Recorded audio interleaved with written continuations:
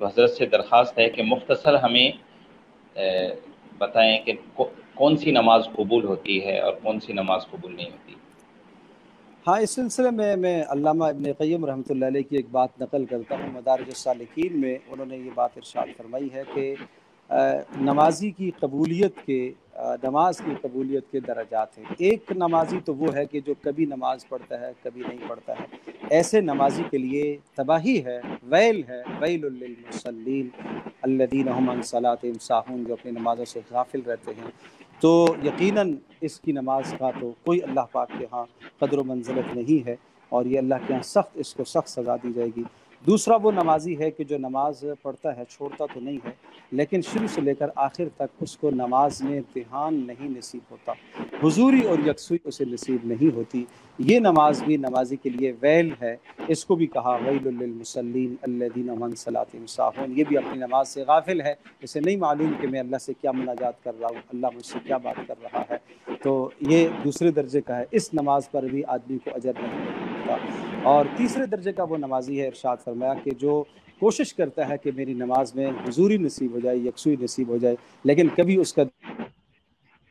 نماز میں، کبھی اللہ کی طرف، کبھی نماز سے باہر، فرمایا یہ معفو عنہ ہے، اللہ پاک اس کو درگزر کر دے گا، اس لیے کہ یہ کوشش کر رہا ہے کہ میری نماز صحیح ہو جائے اور حضوری نصیب ہو جائے۔ اور ارشاد فرمایا چوتھے درجے کی نماز یا چوتھے درجے کا نمازی وہ ہے کہ جو شروع سے لے کر آخر تک اس کی نماز میں اس کا دھیان اللہ کی طرف جمع رہے، اللہ کے غیر کی طرف اس کا دھیان نہ جائے، از اول تا آخر اسے حضوری نصیب ہو۔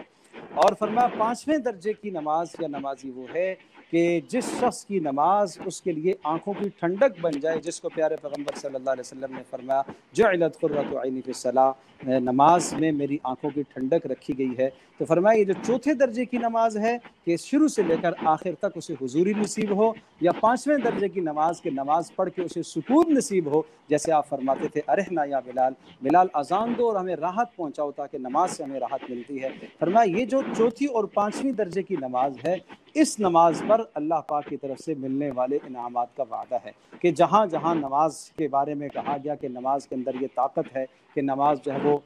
تمہارے مدد کا ذریعہ بنے گی، نماز بے حیائی سے تمہیں روکے گی، نماز رزق کے لیے تمہارے دروازے کھولے گی، نماز تمہارے لیے بخشش کا ذریعہ ہے، نماز آخرت میں تمہارے لیے نجات کا ذریعہ ہے، نور اور برہان کا ذریعہ ہے، یہ سب کے سب فضائل اس نماز کے ساتھ ہیں جو چوتھے درجے کی نماز ہے اور پانچویں درجے کی نماز ہے۔ چوتھے درجے کی نہیں، اول سے لے کر آخر تک یکسوئی نصیب ہو، حضوری نصیب ہو، اور پانچویں درجے کی نماز کہ نماز پڑھ کر اسے راحت ملے اور نماز اس کی ایک طبیعت بن جائے، مزاج بن جائے۔ تو ان دو نمازوں پر اللہ کی طرف سے انعامات کے وعدے ہیں اور قبولیت کے وعدے ہیں، باقی اس سے پہلے والے پر کوئی قبولیت کا وعدہ نہیں ہے۔ اللہ تبارک و تعالی ہمیں اپنی نمازوں کی اصلاح کرنے کی توفیق عطا